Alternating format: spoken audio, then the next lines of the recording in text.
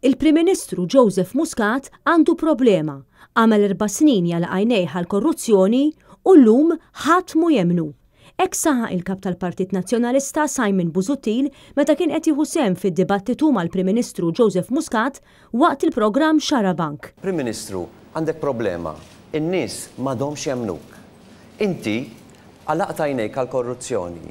Inti ħallejt 2 min-nies illi kellhom kumpanija sigrita fil-Panama, ħallejt lil Keith Schembri miegħek minkejja li taf li dan huwa involut f'żewġ każi ta' ħasil ta' flus. U tridna niġu hawn u nemnuk. Illum ma nemnukx għax nafuk, saħaq Simon Busuttil li matul id-dibattitu wara l-provi tal-korruzzjoni tal-Gvern ta' Joseph Muscat.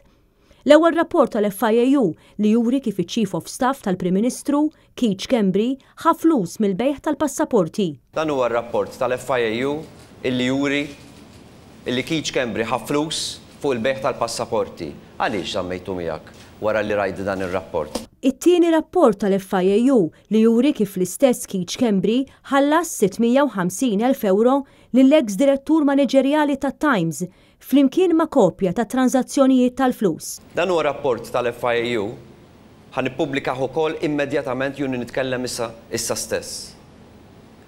Illi juri illi Keith Schembri ħalla 650,000 lill-ex Managing Director tat-Times. Fuq din il-paġna biss ser taraw it-transazzjonijiet li saru illi flimkien jammontaw aktar minn $500,000 euro. Xi provi aktar minn hekk trid u jiġi l-Prim Ministru għaw illum u jgħid li qed nikdeb.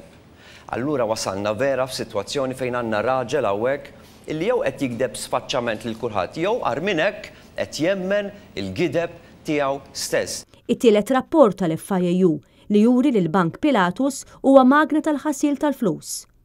Dan huwa rapport ieħor tal-FIAU illi juri il-famuż Bank Pilatus huwa magna tal-ħasil ta' flus. Dawn ir-rapporti saru minn aġenzija ta' gvern. Saru minn aġenzija ta' gvern. Jiġifieri il-Prim Ministru anki jekk ma kienx jaf bihom waqt li saru, żgur li sar jaf bihom dan l-aħħar u baqa' ma għamel xejn. Assolutament xejn. Dan minn barra l-aħħar skandlu żvelat li Keith Schembri u Konrad Mizzi ħadu flus mit-tanker tal-gass. Anki fuq il-tanker tal-gass billu subajhom. Dan ifisser li poġġew tanker tal-gass f'Marsa Xlokk. Dak ir-riskju kollu għan-nies ta' Marsa Xlokk u Birzebbuġa u Żejtun u l-Inħawi u issa l-FIAU qiegħda tgħid illi dawn qed jieħdu l-flus minnu wkoll. Dik is-sitwazzjoni li ġabuna fiha. Minkejja il-kap tal-Partit Nazzjonalista wara rapport wara ieħor ta' investigazzjoni fuq Keith Schembri, Joseph Muscat jażel li jgħid li m'hemm l-ebda investigazzjoni kriminali fuq Keith Schembri. M'hemm l-ebda tip ta' investigazzjoni kriminali fil-konfront ta' Keith Schembri. Huwa l-investigazzjoni. Muvera hija gidba. Sfaċċata. Tnejnem. Spikkat ukoll l-insistenza ta' Joseph Muscat li l-files li ħal-kap tal-Partit Nazzjonalista l-Qorti kienu vojta. Issa mur għada erġant il-Maġistrat u erġa' ħudlu xi box file vojta. Ħalli taħlilu ġie vojt kien. ħalli żgur. Vojt kien. Imma kompli għall-investigazzjoni. Vojt kien. Simon Busuttil fakkar li llum sejrna l-elezzjoni bi Prim Ministru taħt investigazzjoni u xejn mu se jħassar dan. Aħna ħammorru għall-elezzjoni u l-Prim Ministru Joseph Muscat huwa taħt inkjesta taħt investigazzjoni kriminali. L-ebda tiġbid u l-ebda tbissim tiegħek il-lejla mhux se jħassar dak.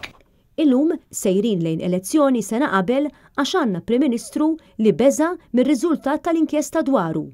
Kif ħarġu dawn l-allegazzjonijiet gravissimi fuqu, sejjaħ elezzjoni fl-inqas żmien possibbli bit-tama illi ma jilħaq joħroġ xejn għax jaf illi jekk jerġa' jiġi kkonfermat allura mbagħad ikun jista' jagħmel li jrid. Ma naqsux ukoll mumenti li fihom Joseph Muscat tilef il-kontroll tas-sitwazzjoni u prova jirredikola lil kap tal-Partit Nazzjonalista. Ma jdejk, ma jdejk. Urihom l-araq ma jdejk. Urihom l-araq ma jdejk. Int biżżieħ chicken. You're a chicken. You're a chicken. Okay. Matul il-programm saret diskussjoni dwar il-proposti li jolqtu l-tfal, iż-żgħażagħ, in-negozji, l-anzjani u l-awċin. L-għażla li għandna qudiemna saħaq Simon Busuttil hija għażla l-futur ta' pajjiżna Quddiem din l-għażla għandna nażlu Malta biex nerġgħu nagħtu lura l-pajjiżna il-valuri tal-integrità u l-onestà.